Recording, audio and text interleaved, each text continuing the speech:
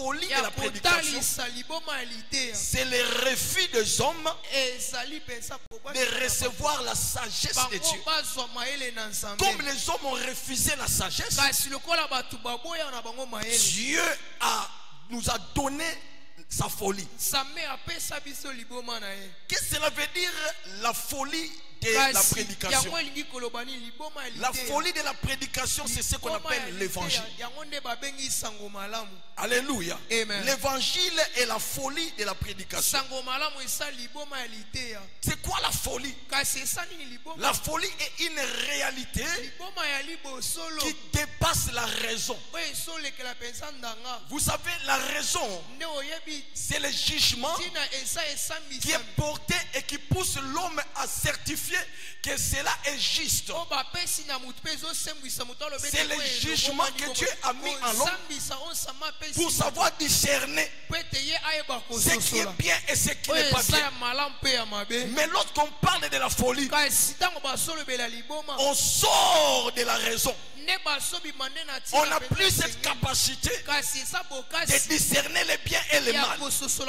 Parce que nous quittons la règle. Nous quittons les principes du jugement pour entrer dans les principes de la folie. Là où il n'y a pas d'explication. Là où il n'y a pas la compréhension. Donc lorsqu'on parle de la folie, c'est quelque chose qu'on ne peut pas discerner, qu'on ne peut pas comprendre avec l'intelligence humaine. C'est quelque chose ou une réalité qui dépasse l'attendement de l'homme. La folie, c'est ce qui se fait en dehors des principes naturels. La folie, c'est ce qui suit ou ce qui ne suit pas les règles de la logique. Ce qui ne suit pas la règle de la logique.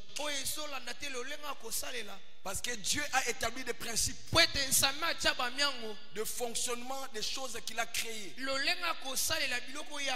Mais lorsqu'on parle de l'évangile, comme la folie, cela veut dire des choses en dehors des règles établies par des principes qui ne répondent pas aux règles de la raison. Les Hébreux appellent la folie Nebala. Folie Nebala qui veut dire la disgrâce, l'immoralité. Mais regardez ce que Paul nous présente. Paul nous présente la disgrâce, la perte de la grâce, le manque de la grâce, l'immoralité comme étant les moyens par lequel l'Éternel a décidé de sauver l'humanité. Dieu a laissé sa sagesse parce que les hommes, ils n'ont pas connu sa sagesse, et Dieu s'est appuyé de sa folie pour confondre la sagesse des hommes. Or la folie chez les Hébreux, c'est l'immoralité, c'est la disgrâce. L'Éternel utilise la disgrâce pour sauver les hommes. Mais j'aime les Grecs. Lorsque les Grecs parlent de ce qu'on appelle la folie chez les Grecs, c'est mystérion. Mystérion qui veut dire chose cachée. Ah, là je comprends. Lorsque Dieu parle de nous sauver par sa folie, en d'autres termes, l'Éternel a décidé d'utiliser les choses cachées pour apporter le salut à son peuple. Donc l'évangile, c'est une sagesse cachée, c'est une règle cachée, c'est un principe caché, c'est quelque chose caché de l'Éternel pour accorder le salut à l'homme. C'est pourquoi la manière que Dieu apportera le salut dans ta vie, ça va même te surprendre toi-même. Parce que cela vient de secret de Dieu. La guérison de Dieu est un secret. qui n'a pas de formule. Chez les autres, il a fait de la boue et il a mis dans les yeux d'un aveugle. L'aveugle a vu, après avoir lavé le visage dans les réservoirs de Siloé. Mais j'ai un autre, il dit à Bartimée, viens, que veux-tu que je fasse? Bartimée dit que je recouvre la vue par la parole de l'évangile. Les yeux de Bartimée se sont ouverts. Donc il n'y a pas de formule. C'est ce qu'on appelle la folie. On ne sait pas maîtriser. Quelle est l'ordonnance? Quelle est la prescription que Jésus a fait lorsqu'il a consulté l'aveugle de naissance? Il n'y a pas de prescription. Si c'était un médecin, il allait envoyer ses garçons pour faire la radio ou aller faire le scannage. Mais Jésus n'utilisait pas le scannage, n'utilisait pas la radio, mais Jésus applique la folie de l'évangile. La folie de l'évangile, c'est que Jésus a fait.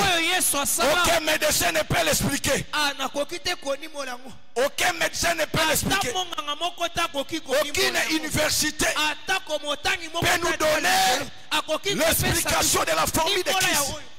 C'est ce qu'on appelle la folie. La folie de l'évangile, c'est une méthode que les hommes ne peuvent jamais suivre. J'ai pris Dieu que l'Éternel applique sa folie pour confondre tes ennemis. Que l'Éternel applique sa folie pour t'accorder la guérison. La méthode que les hommes ne pourront pas expliquer. Mais lorsqu'ils te poseront la question, tu leur diras, un homme qui s'appelle Jésus, il a pris de la boue, il a mis dans mes yeux et il m'a dit, va te laver dans les réservoirs de Siloé. Je n'ai pas cherché à donner l'explication, mais j'ai obéi à sa voix. Je suis arrivé au réservoir de Siloé et j'ai lavé le visage et j'ai commencé à voir. J'ai pris Dieu. Toute personne qui croit à cette parole, que l'Éternel est Dieu, fraye le chemin de ta guérison, fraye le chemin de ton travail, fraye le chemin de ton élévation. Pesanga amen à bien.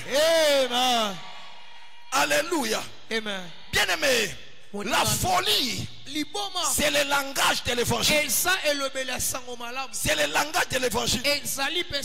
La folie, c'est la vie des chrétiens.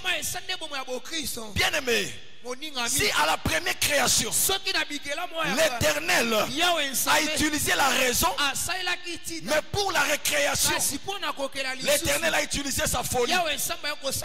L'évangile est une vie. Comme je l'ai dit hier, l'évangile c'est de la foi. De la foi.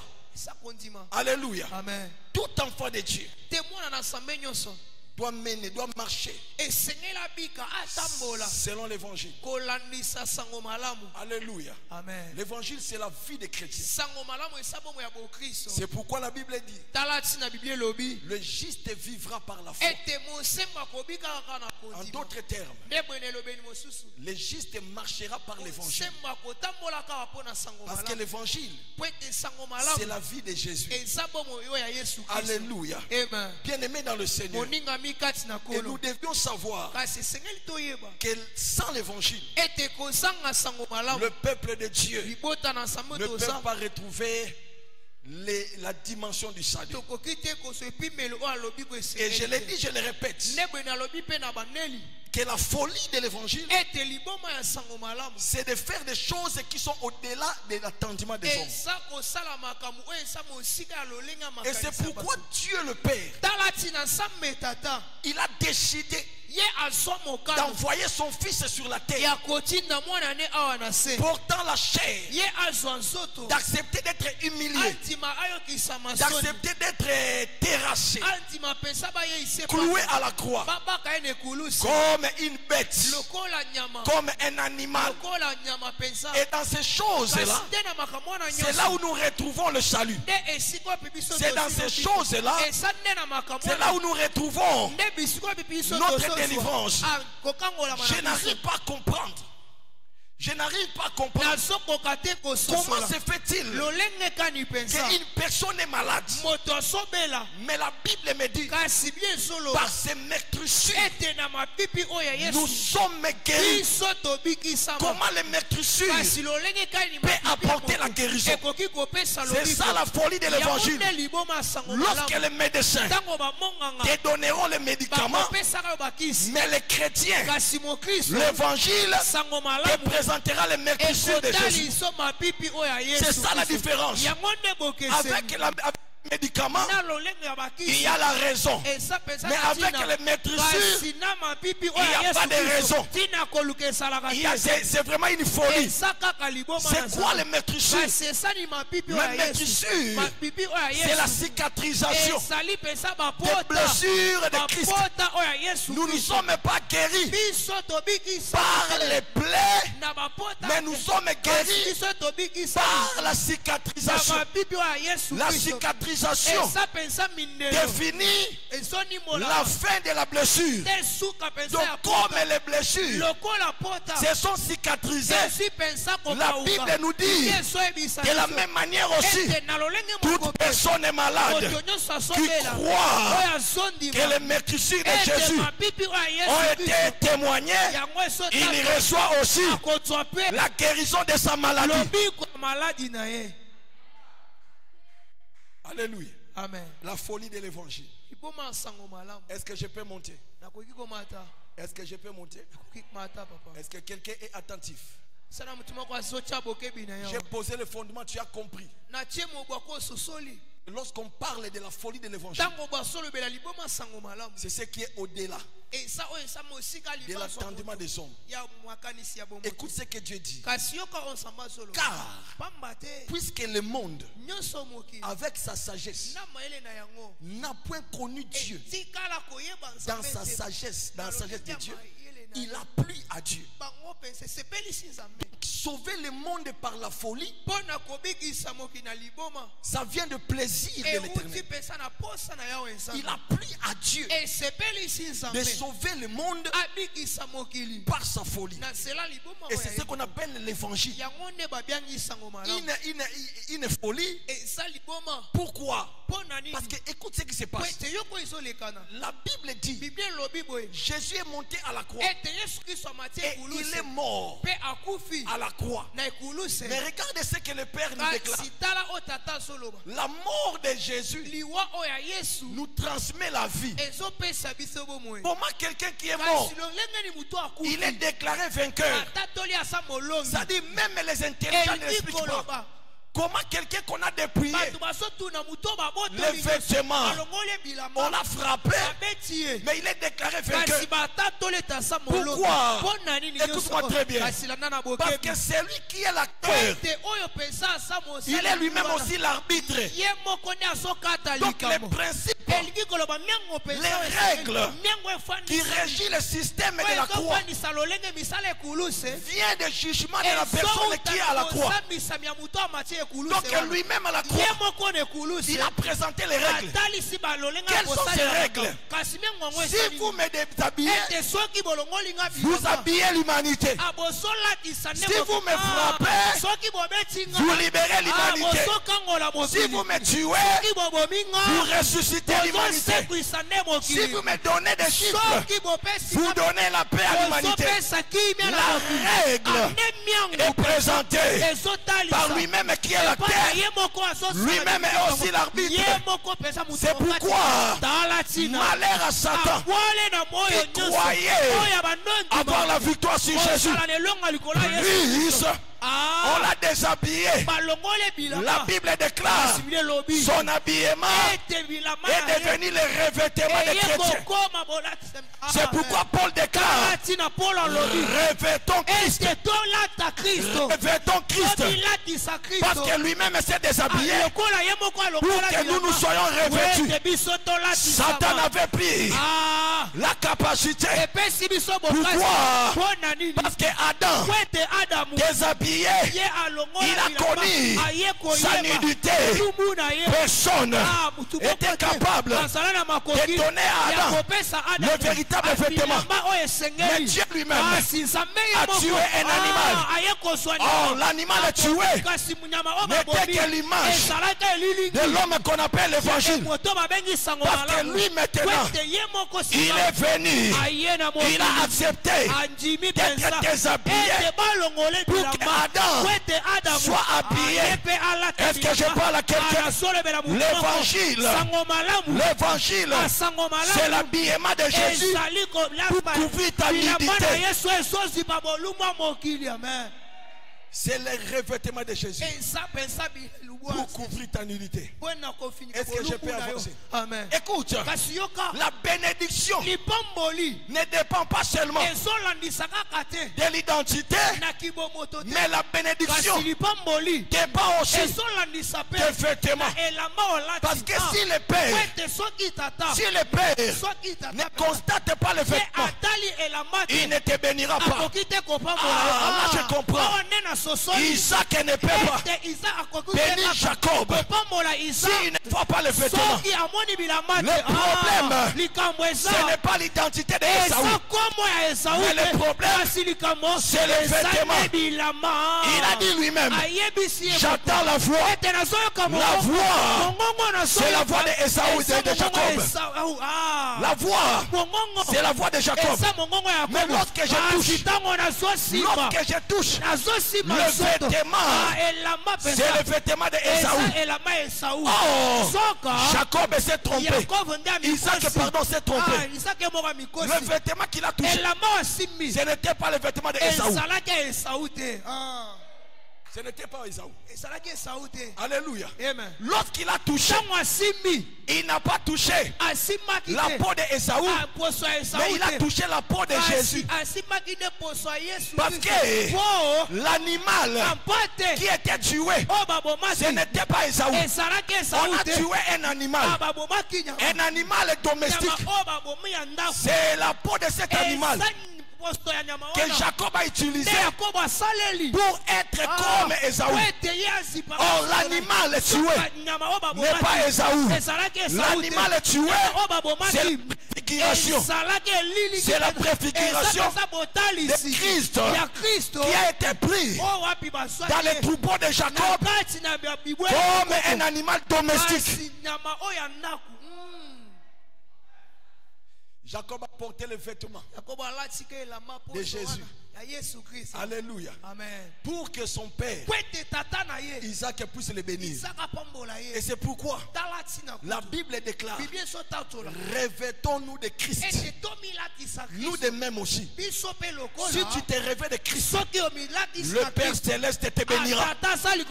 Il te bénira parce qu'il voit en toi la nature de son fils. Ce n'est plus moi qui vis, mais c'est Christ qui vit en moi.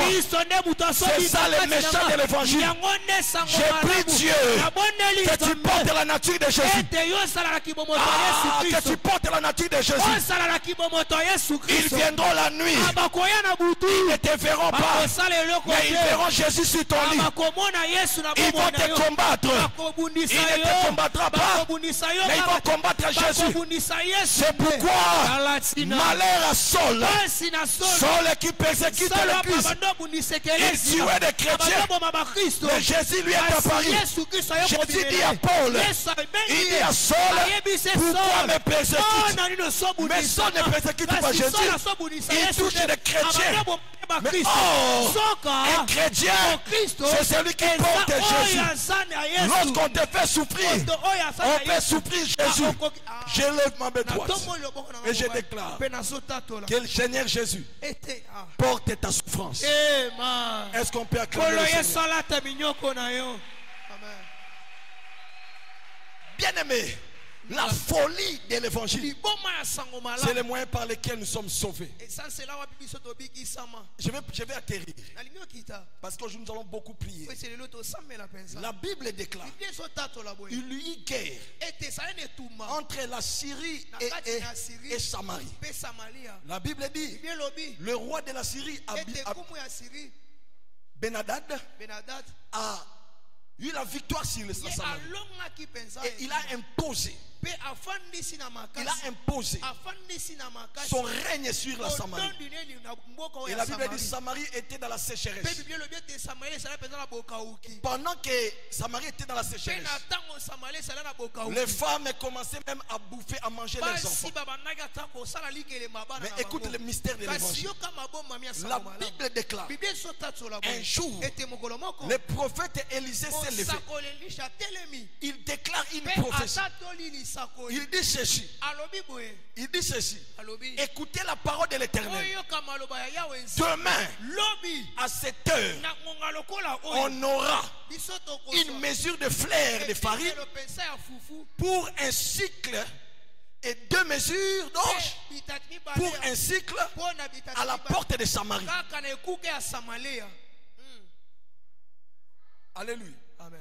Bien-aimé, regardez ce qui se passe. Lorsque nous sommes dans notre pays, le ministre d'économie, il cherche à mettre un plan, un programme pour stabiliser les prix dans le marché.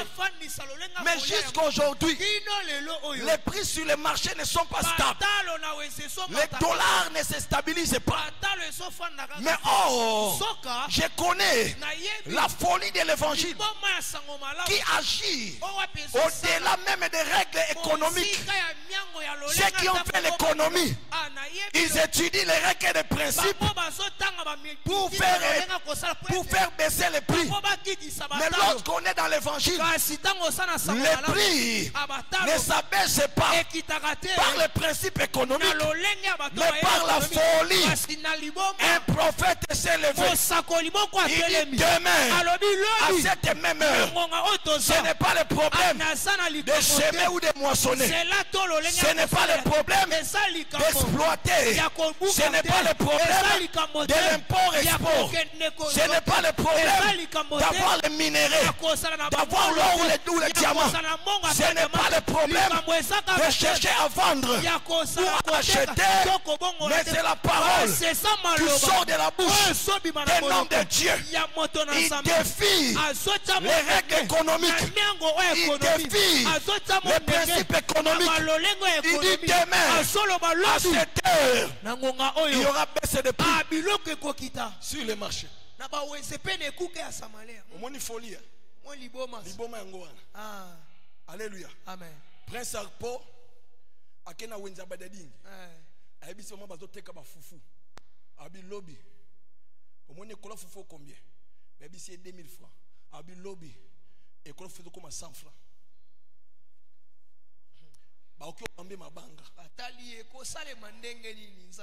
Comment cela se fera? C'est ça l'évangile. Alléluia. Là où les hommes n'arrivent pas à comprendre, un prophète s'est levé. Il déclare demain à cette heure, la farine, son prix baissera. Mais ce que j'aime, c'est que le prophète a déclaré, ce n'est pas l'évangile. Mais ce que le prophète a déclaré, c'est la prophétie. Car la prophétie est différente de l'évangile. La prophétie annonce les choses qui vont s'accomplir. Mais l'évangile vient accomplir la chose que la prophétie a dite. Alléluia. Amen. La prophétie annonce les choses qui vont arriver. Mais l'évangile accomplit la prophétie au temps présent. Alléluia. Le prophète a dit demain. Mais comment cela se fera-t-il? Ah, c'est là où il y a maintenant l'importance de l'évangile. Toi tu peux prophétiser, mais moi je viendrai avec l'évangile. Je viens ce soir avec l'évangile. C'est que la prophétie ne peut pas accomplir. L'évangile pourra l'accomplir. Amen. Alléluia. Amen. Lobi okobota. Ekosala mandenge nini. Alléluia. Ndenge nini ekosalema. C'est ce qu'on appelle l'évangile. Or cela va se passer dans les secrets de Dieu. C'est pourquoi l'Éternel qui révèle les secrets, il est appelé chez les Hébreux El Gola. El Gola, c'est le Dieu qui opère dans le secret. Alléluia. C'est pourquoi j'aime mon Dieu. Il n'a pas voulu que les hommes comprennent la deuxième création.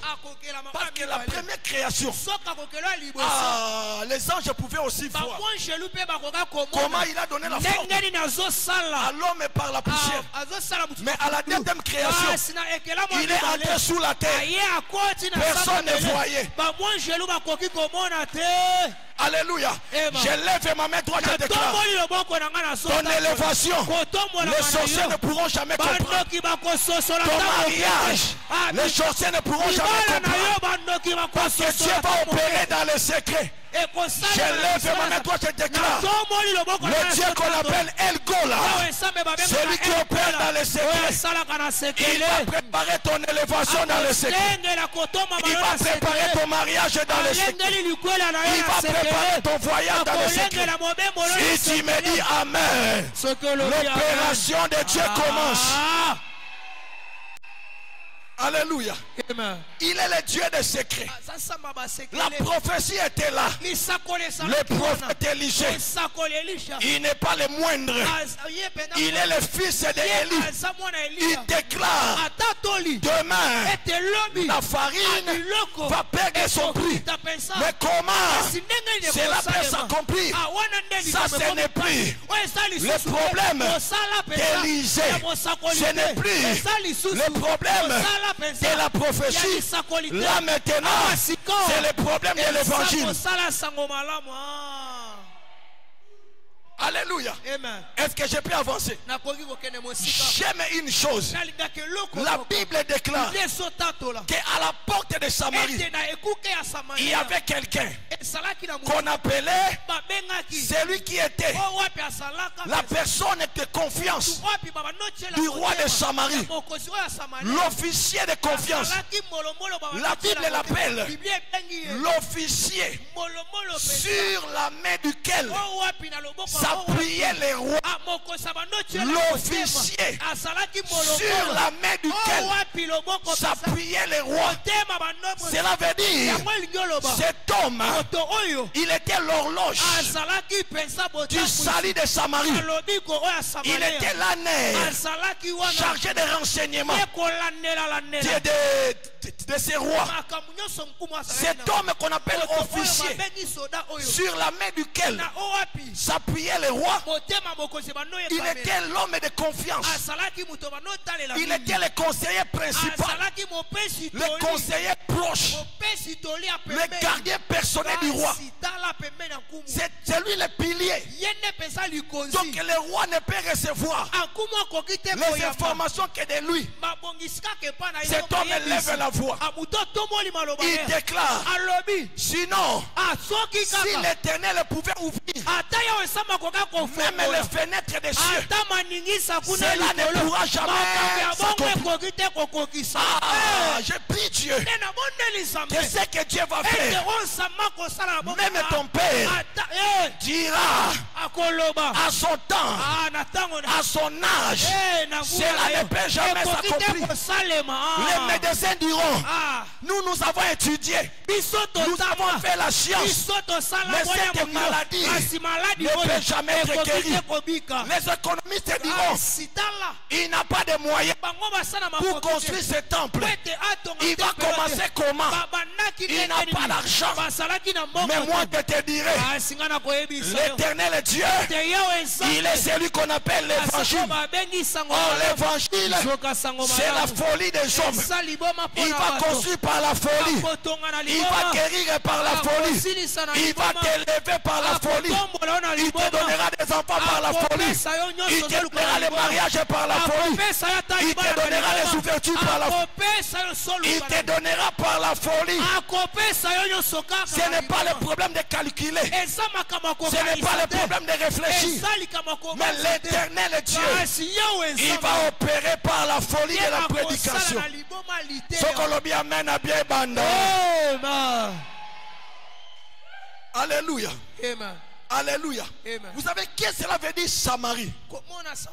Samarie veut dire calculer. Ça vient de la racine de Shara, qui veut dire calculer, qui veut dire imaginer, qui veut dire penser. Samarie veut dire raisonner. Donc, en d'autres termes, cet homme, il est le gardien de raisonnement. Donc lui, ce que le prophète disait, lui il a commencé à raisonner. C'est comme dans ta vie aussi. Les gens raisonnent par rapport à ton temps, par rapport à tes études, par rapport à ce que tu es. Les gens raisonnent. Et par rapport à leur raisonnement, ils peuvent aussi conclure: il ne sera pas guéri, il ne sera pas grand, il ne sera pas glorieux. Ça c'est la conclusion des raisonnements. Mais l'évangile agit au-delà des raisonnements. L'évangile c'est quoi? L'évangile c'est l'ange Gabriel qui vient dire à Marie: tu tomberas enceinte et tu mettras au monde un fils. Marie pose la question: comment cela se fait-il? L'ange lui dit: rien n'est impossible à Dieu. C'est ça qu'on appelle l'évangile. Est-ce que je peux parler à quelqu'un? Comment je peux me marier? Rien n'est impossible à Dieu. Comment je peux avoir la grossesse? Rien n'est impossible à Dieu. Comment je peux voyager? Rien n'est impossible à Dieu. Comment je peux élever? Rien n'est impossible à Dieu. C'est ça l'évangile. Alléluia. C'est lui qu'on appelle Samarie. Samarie veut dire raisonnement. Les Samaritains ont commencé à réfléchir. Est-ce que nous avons des Samaritains ici?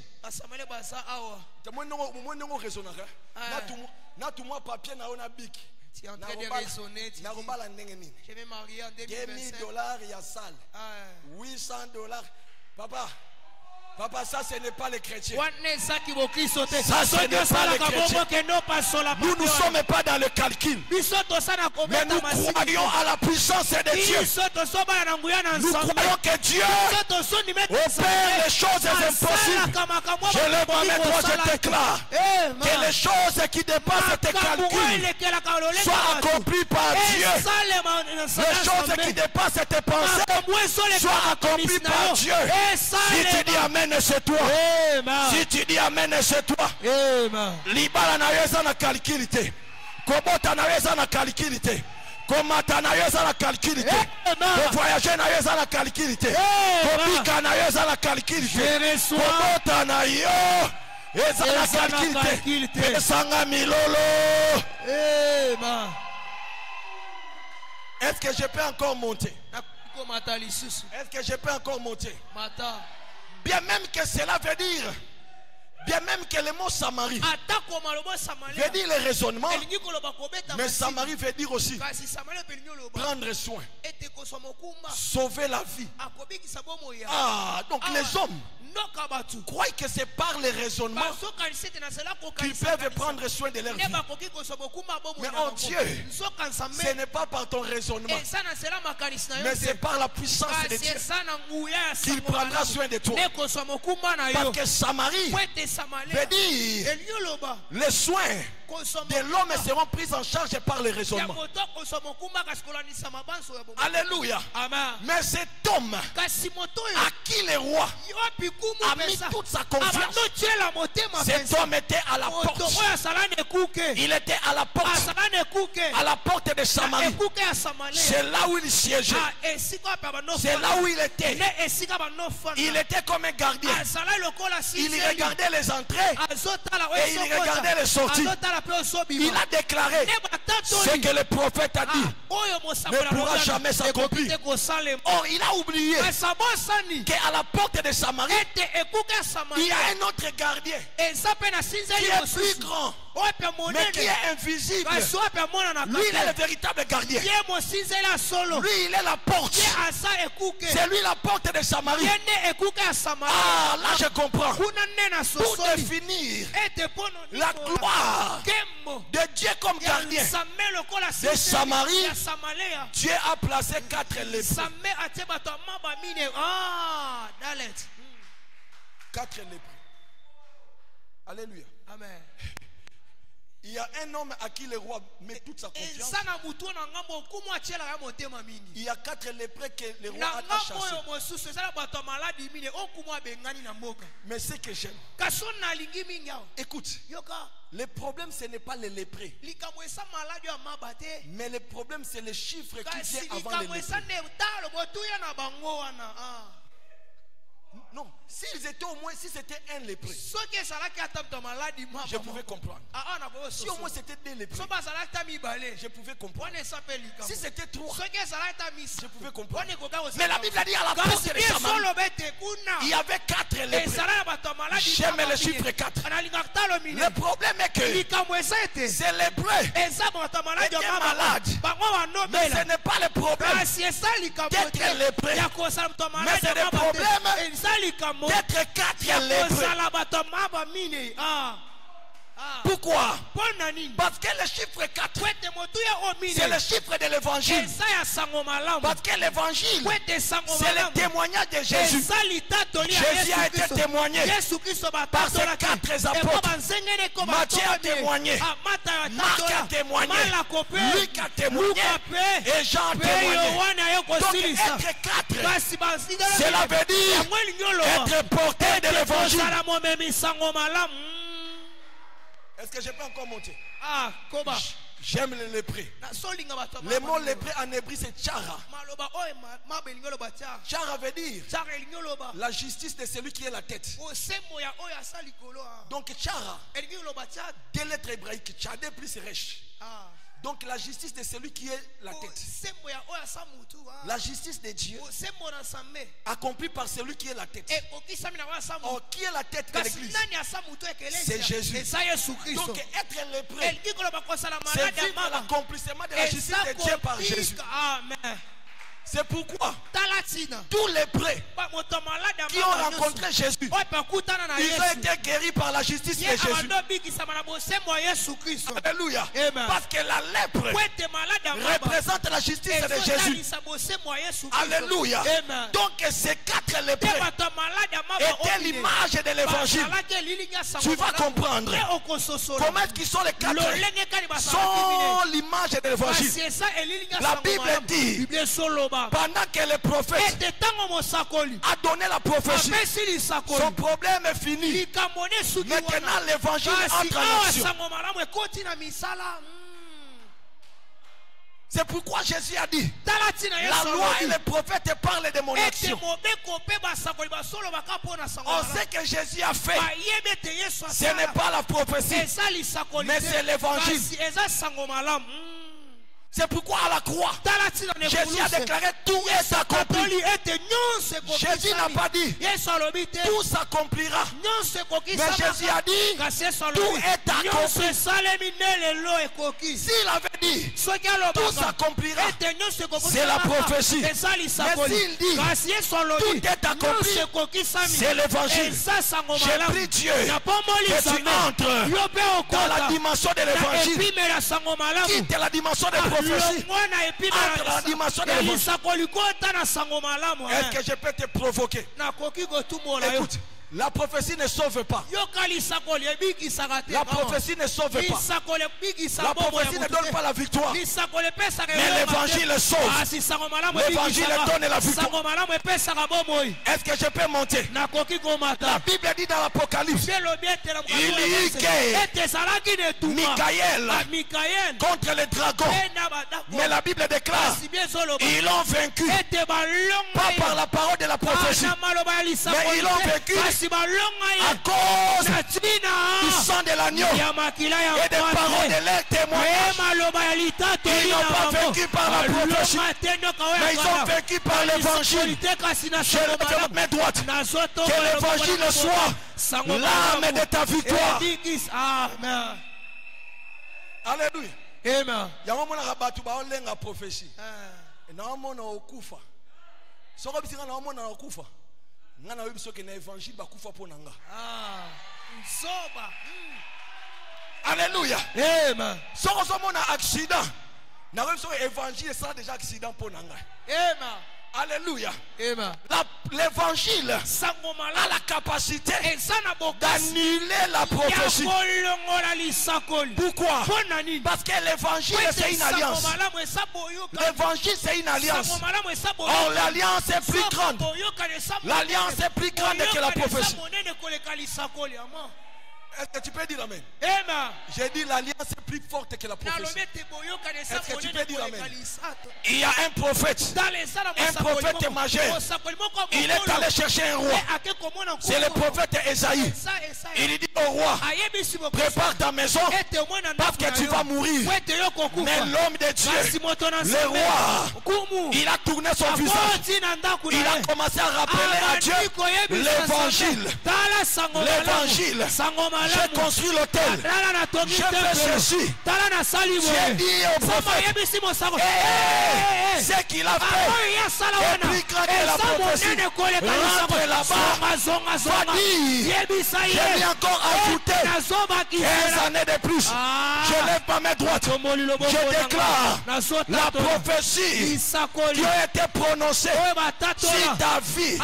Si c'est une mauvaise prophétie, cela ne s'accomplira pas. Cela n'aura pas lieu parce que je te prêche l'évangile. Si tu dis amen, que les mauvaises prophéties s'effacent. Bisakoli amabeshila. Oh ba bisakina la kokufa kokufa te. Ba bisenga la kobonga to kobonga. Balobaki makambo osimba te kosimba. Na memelio.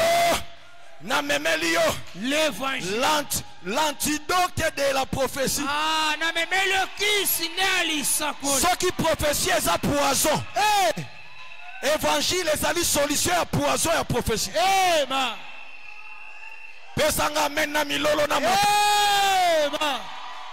Alléluia. Les quatre lépreux, ils sont aussi gardiens de la porte de Samarie. L'autre côté, il y a l'officier du roi. L'autre côté, il y a les gardiens de Dieu. Mais regarde ce qui se passe. Les gardiens de Dieu sont des lépreux. Mais l'officier du roi, c'est un homme élevé. Ah, j'aime mon Dieu.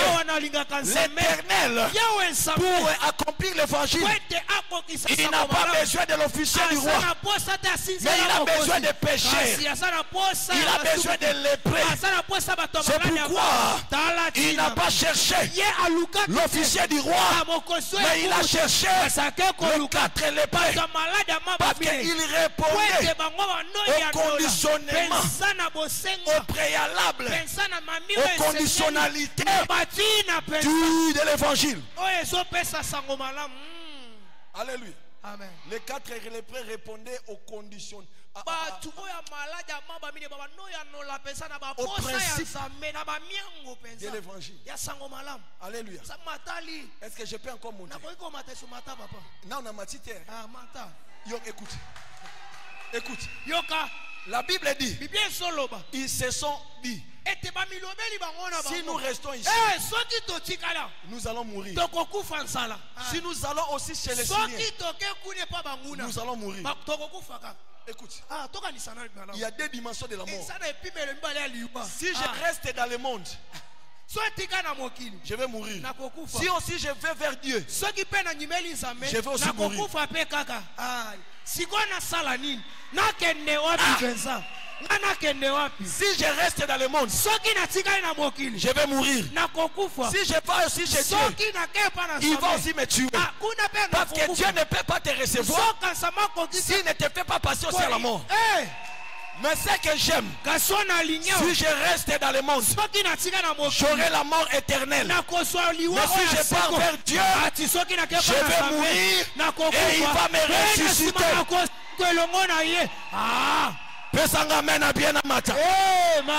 La Bible dit, ils ont décidé d'aller à Samarie. C'est ce qu'on appelle la marche de l'évangile. Si tu veux marcher avec Jésus, accepte de mourir avec lui. Et ils ont commencé à marcher. J'aime la marche de l'évangile. La Bible déclare, lorsqu'elle marchait, lorsqu'elle est prêt à marcher, l'Éternel Dieu, il a transformé l'air marche, l'air pied, au bruit de char, au bruit de chevaux, au bruit de char, au bruit de chevaux. J'aime le concept de bruit. J'aime le concept de bruit. Le mot bruit en hébreu veut dire Shemoua. Shemoua veut dire la bonne nouvelle.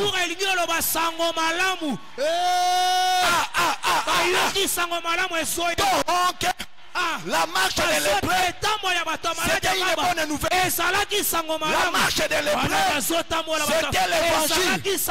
C'est pourquoi il y a eu un bruit. Écoutez-moi très bien. Là où il y a Shemoua, c'est là où il y a la présence de Dieu. C'est pourquoi j'aime la parole. Dans la chambre haute, Dieu ne pouvait pas descendre s'il n'y a pas le bruit. La Bible déclare, il y a un bruit. Tout à coup, le Saint-Esprit est descendu. Là où il y a le bruit, il y a la bonne nouvelle. Là où il y a le bruit, il y a la bonne nouvelle. Je prie Dieu que le bruit de l'évangile commence dans ta vie. Alléluia. J'aime Apocalypse. Apocalypse chapitre 1er. La Bible dit, j'ai retourné et j'ai entendu une voix comme le bruit des grandes eaux. Ah, là je comprends. La voix de Jésus est appelée bruit. Oh, le parler de Jésus, c'est ce qu'on appelle l'évangile. Là où il y a le bruit, c'est là où il y a l'évangile. Alléluia. La muraille de Jéricho ne peut pas se fondre s'il n'y a pas l'évangile. Il faudra pousser des bruits. Lorsqu'il y avait les cris, il y avait des bruits. C'est alors que la muraille s'est effondrée. Je lève ma main droite. Que l'évangile de ce soir soit le bruit qui va faire fondre les barrières de ta vie. Si tu dis Amen, que la délivrance commence, que les murailles tombent, que les barrières tombent, que le bruit de l'évangile te donne la liberté. Est-ce qu'on peut acclamer le roi des rois?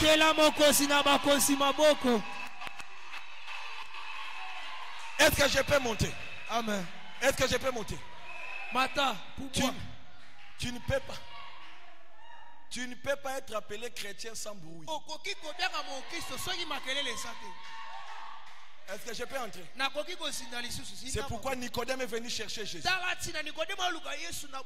Il dit, je connais que toi, Tu es le docteur venant de Dieu. Parce que les miracles que tu as accomplis, aucun homme ne peut le faire.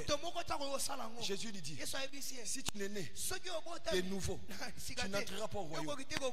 Et Nicodème dit, comment cela se fera-t-il? C'est là où il y a l'évangile. Lorsque quelqu'un pose la question, comment cela se fera-t-il? Dois-je rentrer encore dans le ventre de ma mère et renaître de nouveau? Jésus lui dit, non, tu dois renaître d'eau et d'esprit. Alléluia. Mais là ce n'est pas encore l'explication. Écoute maintenant la suite. Jésus-Christ lui dit, le vent souffle, on entend le bruit, mais on ne sait d'où il vient et d'où il va. C'est de la même manière que celui qui est né de l'esprit. Donc pour naître de l'esprit, il faut attendre le bruit du vent. Donc le bruit du vent, c'est la sémence qui nous donne la nouvelle naissance. Or le bruit du vent, c'est ce qu'on appelle l'évangile. C'est pourquoi la Bible déclare à tous ceux qui l'ont reçu, à ceux qui croient en son nom, elle a donné le pouvoir. Elle, c'est l'évangile. Elle, c'est la parole. Elle a donné le pouvoir de devenir enfant de Dieu. Je lève ma main droite. Que l'évangile te donne la nouvelle naissance. L'évangile te donne la nouvelle naissance. Tout celui qui accepte le bruit, il renaît de nouveau. Alléluia. Tout celui qui écoute le bruit, il renaît de nouveau. C'est pourquoi j'aime Élie. Le ciel était fermé, mais le ciel ne peut jamais s'ouvrir s'il n'y a pas l'évangile. Par la prophétie, Élie a dit, je ferme le ciel, sinon à ma parole. Ah, la parole d'Élie, c'est la prophétie. Mais l'ouverture du ciel, cela ne dépend pas de la prophétie. Cela dépend de l'évangile. J'aime la parole. La Bible dit, Élie a compris. Après 3 ans et demi, il est allé voir Akab. Il a envoyé son serviteur. Va dire à Akab,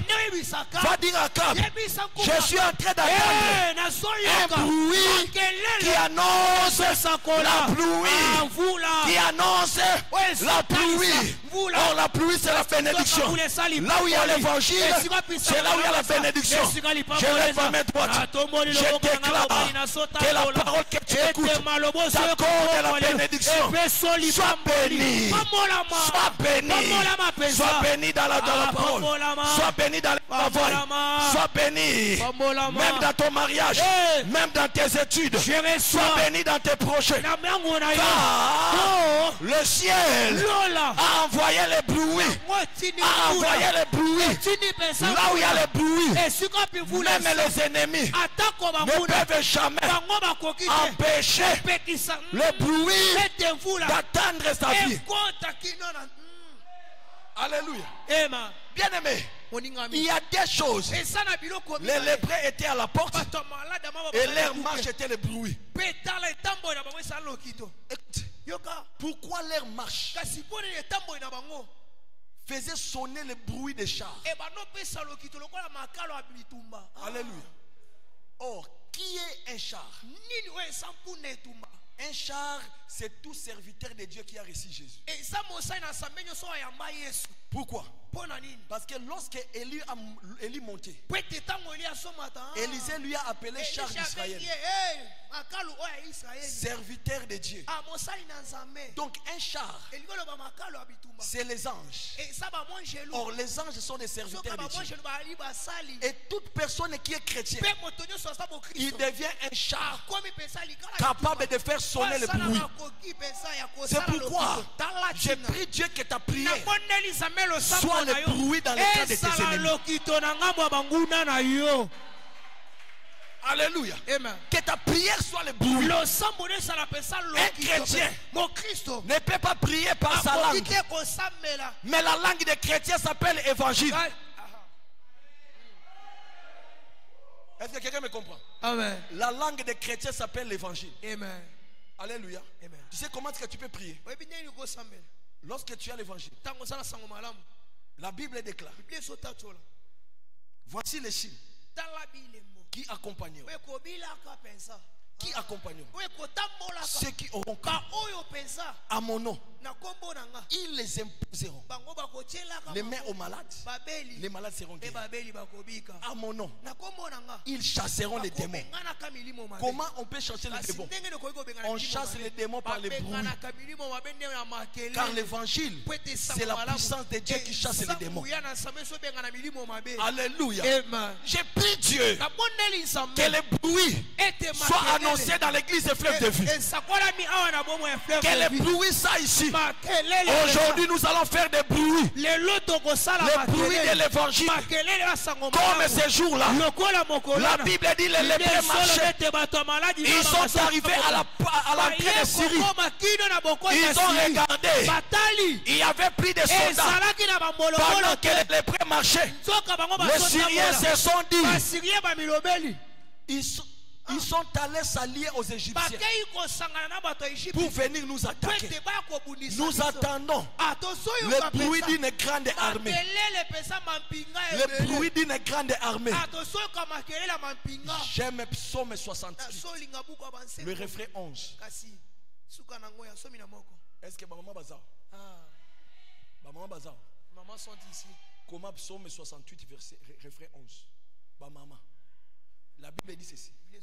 L'Éternel dit un mot, mais les messagers de la parole sont une grande armée. Donc lorsque les Syriens étaient en train de dire Israël s'avance avec une grande armée. Donc l'armée qui s'avançait vers la Syrie, c'était les femmes messagères de la bonne nouvelle. Selon Psaume 68. Donc les femmes messagères de la bonne nouvelle sont une armée de l'Éternel. Donc à chaque fois que tu portes l'évangile, tu deviens un soldat de Dieu. Alléluia. Et lorsqu'ils sont arrivés, Syrie était vide. Il y a plus de soldats. Ils ont commencé à ramasser les trésors. Ils ont commencé à prendre tout ce que les Syriens ont laissé. Lorsqu'il y a le son de l'évangile, ceux qui ont bloqué ton héritage, ils vont abandonner. Ceux qui ont bloqué ton mariage, ils vont abandonner. Ceux qui ont bloqué ton travail, ils vont abandonner.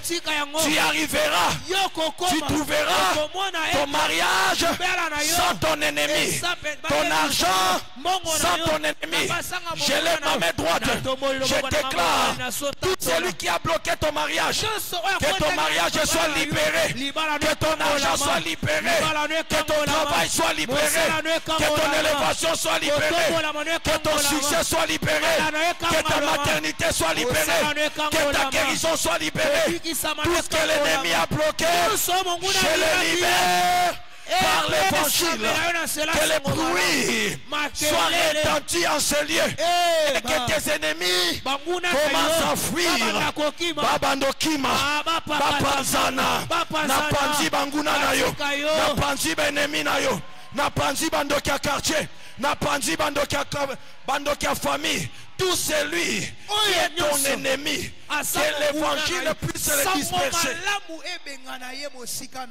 Écoute, les lépreux se sont dit, nous avons tout amassé. Mais si nous n'annonçons pas, vous voyez le piège?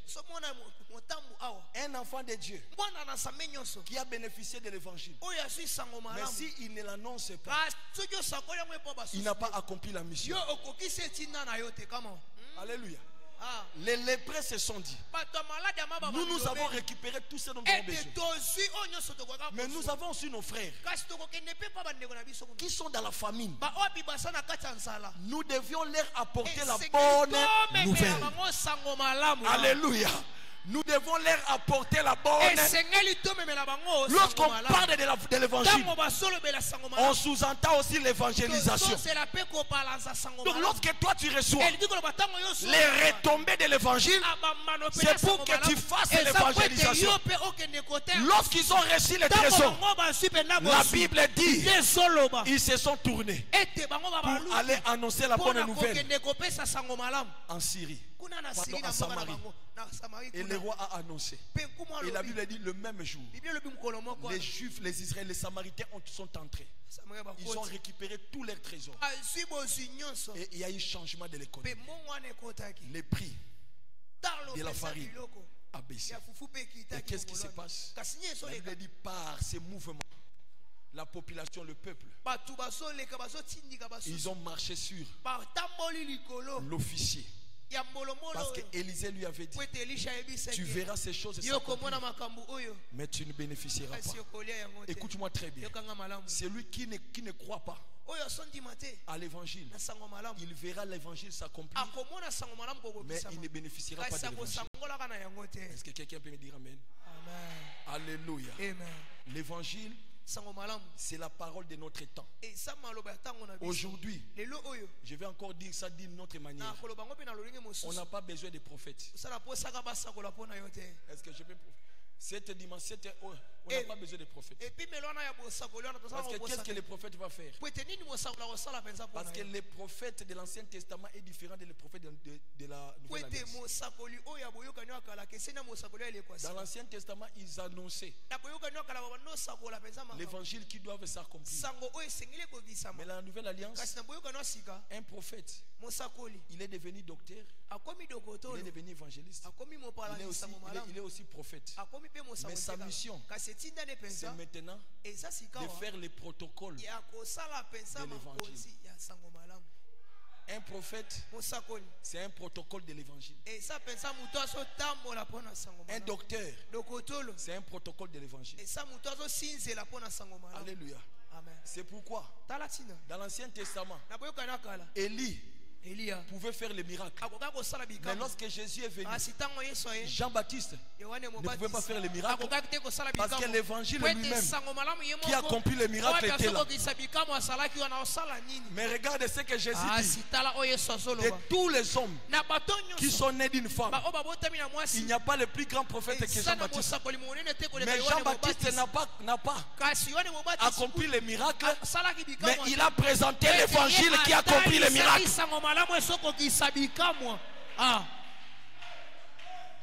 Il a présenté l'évangile qui accomplit les miracles. Jean-Baptiste a déclaré, voici l'agneau qui ôte les péchés.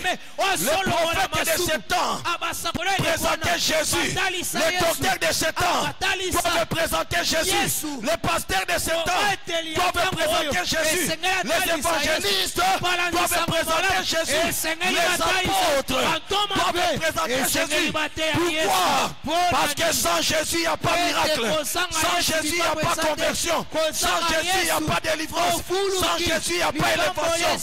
Jésus, il est l'évangile pour le salut de l'humanité.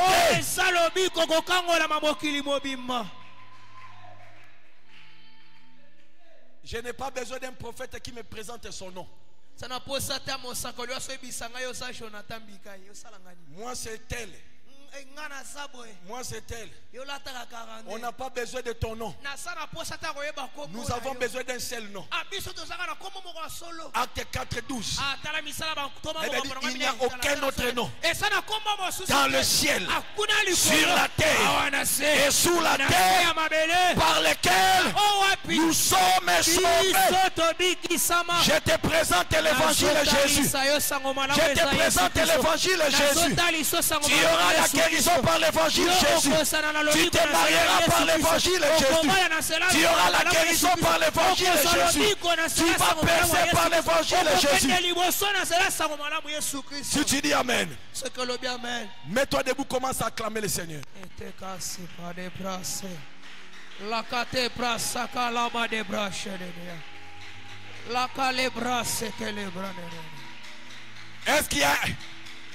Est-ce qu'il y a un aveugle de naissance ici? Est-ce qu'il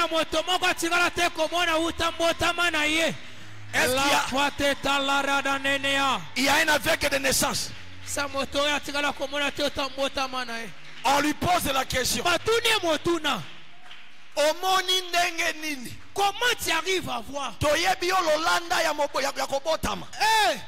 Maman tu étais aveugle. De ta naissance aveugle.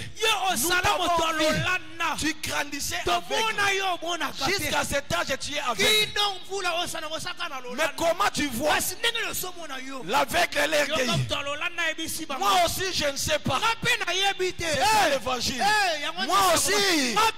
Mais c'est que je sais. Un homme qui s'appelle Jésus.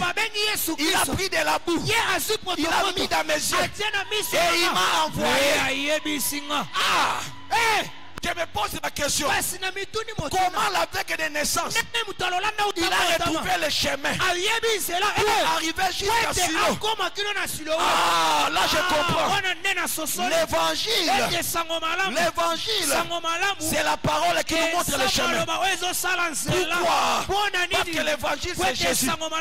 Jésus a dit à Philippe, je suis le chemin, la vérité et la vie. Même si tu es aveugle, Jésus est le chemin, la vérité et la vie. Même si tu ne vois pas, Jésus est le chemin, la vérité et la vie. Je vais parler à quelqu'un. Écoute. Tu ne connais pas le chemin de ton mariage. Il y a des filles ici. Ne connais pas même les maris de sa vie. Il y a des gens ici. Même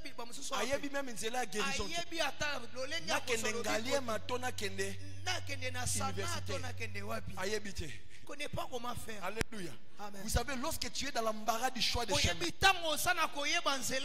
je te présente l'évangile qui est le chemin qui te conduira jusqu'au lieu de ta guérison. Alléluia. Amen. Et c'est avec de naissance parce que Jésus était son chemin.